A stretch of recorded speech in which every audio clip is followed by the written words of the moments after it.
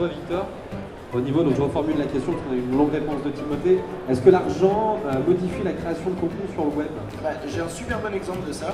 Il y a une chaîne américaine super intéressante et très peu connue qui s'appelle Daywalt Horror.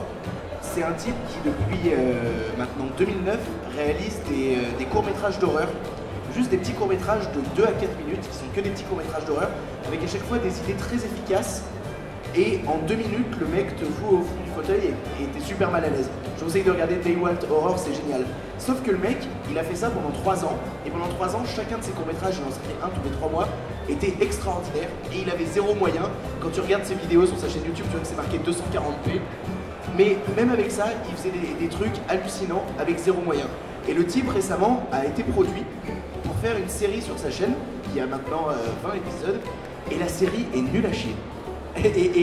Alors qu'il a du contenu, il a les moyens de mettre plus d'argent dedans, mais après je dis pas que les deux choses s'influencent, mais c'est étonnant de se dire que depuis que le mec a de l'argent, il fait un truc qui est mauvais. Après il y a peut-être d'autres trucs qui sont rentrés en considération, et je pense pas que l'argent fasse que tes vidéos changent. Parce qu'au final tu restes toi-même dans le fond, tu restes ce que tu as toujours été et t'essayes.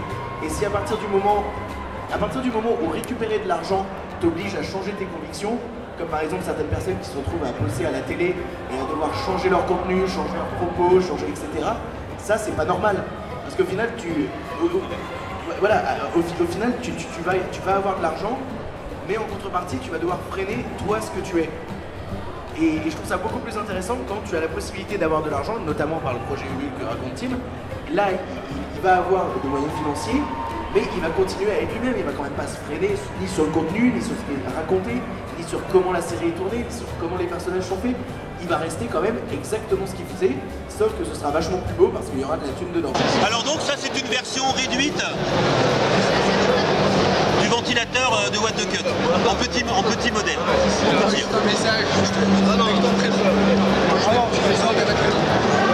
C'est pour quand il fait chaud, tu vois. Il faut le tourner à la main. Mais c'est bien, ça fait de l'air. Vas-y, qu'est-ce que t'as fait? Tu as démonté ton vieux PC? Non, en fait, j'ai trouvé un PC par terre et j'ai démonté et je me suis dit je vais les donner aux youtubeurs, ça va être marrant. C'est vrai, c'est marrant. C'est une bonne idée. Quels sont les cadeaux, tu sais? On prend des cadeaux de... Bon, je suis un peu jaloux parce que j'avoue qu'un lecteur de disquette 3 pouces et demi... T'as vu ce qu'il a eu, lui? C'est quand même dégueulasse. Hein. Ça aurait provoqué chez moi quelque chose, tu vois, enfin bon, je peux pas le dire, là il y a des caméras, Pour Mister JD, il y a ça. Ouais, ça va lui faire du bien parce qu'il manque un peu de rame. Hein. Mais il va venir cet après-midi, Gargano, qui va le financer. Ouais, je vais lui donner. Il filmera tout à l'heure. On sait tous que t'as 30 ans. Hein. À peu près, ouais, à peu près ça, ouais. Mais à ton âge quand même, t'as pas pensé à un peu voir d'autres choses, découvrir d'autres choses au lieu de faire un peu ce que feraient les gens de 20 ans, quoi.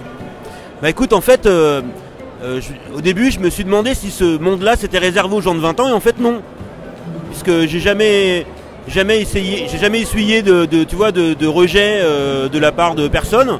Et j'ai même plutôt l'impression que les gens aiment bien qu'il y ait un vieux, entre guillemets, qui traîne dans le coin. J'ai jamais été repoussé, tu vois, dans ce milieu-là.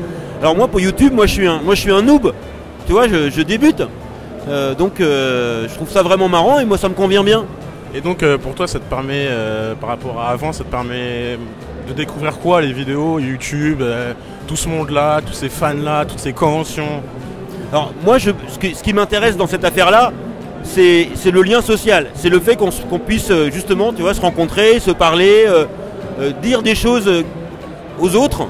Et c'est vraiment l'objectif du papa de l'internet. Papa de l'internet, il balance des messages qui sont des messages, tu vois, où on dit bon allez, buvez pas trop, restez un petit peu modéré, bon allez, la drogue c'est pas cool, enfin tu vois, c'est des messages qui sont envoyés comme ça, de manière un petit peu drôle pour que les jeunes puissent les entendre. Et donc par rapport à toutes les conventions que tu as effectuées, je pense que tu en as fait beaucoup depuis, est-ce que ça a changé par exemple cette convention-là à Geekopolis?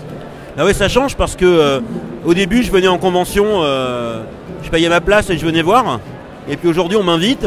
Et puis là, à Geekopolis par exemple, voilà, les conférences, je crois que c'est la deuxième convention où on me demande de venir parler dans le micro, quoi.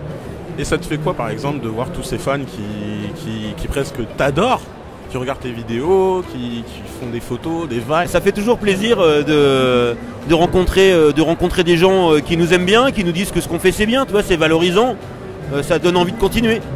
Et est-ce que tu as par exemple d'autres projets par rapport à tes vidéos que tu fais actuellement sur ta chaîne Alors, tu sais, je fais des choses pour moi et puis je collabore aussi avec d'autres. Je disais, pendant la conférence, j'ai parlé de Tom avec qui on réfléchit un petit peu. Alors il écrit beaucoup de trucs et c'est vraiment un garçon qui a des très bonnes idées et qui peut faire des trucs super bien. Et moi j'essaye un petit peu de l'aider, tu vois, en ayant un petit peu de matériel, en réfléchissant un petit peu quand il dit voilà je voudrais faire ça comme ça, de réfléchir un petit peu comment je peux l'aider. Ça me prend un petit peu de temps ça. Après pour moi le concept que j'ai il est pas mal.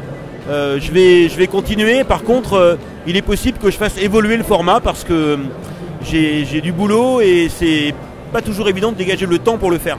Et par rapport au format, on voit souvent l'argent sur YouTube qui vient. Ça te dit pas par exemple de changer, de basculer carrément à la télévision, de faire comme certains qui font comme Cyprien, Norman, qui commencent à un peu s'impliquer dedans quoi. Alors pour pouvoir vivre de ces vidéos, il faut faire beaucoup de vues. C'est-à-dire que je ne sais pas si c'est connu, mais il faut imaginer que en gros, en faisant 2 millions de vues par mois, tu gagnes à peu près le SMIC. Mais 2 millions de vues par mois, c'est beaucoup. Hein. Et le SMIC, c'est pas beaucoup.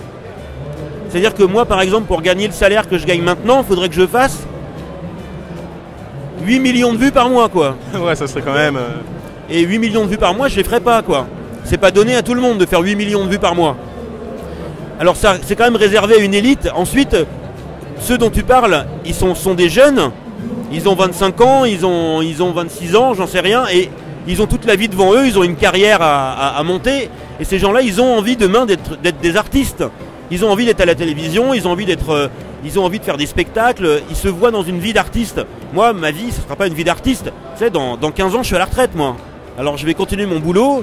Et puis je vais me faire plaisir en faisant ça. Parce que en plus, quand on se fait plaisir, tu vois, on n'a pas la contrainte de réussir quelque chose. On n'a pas la contrainte de répondre à une commande.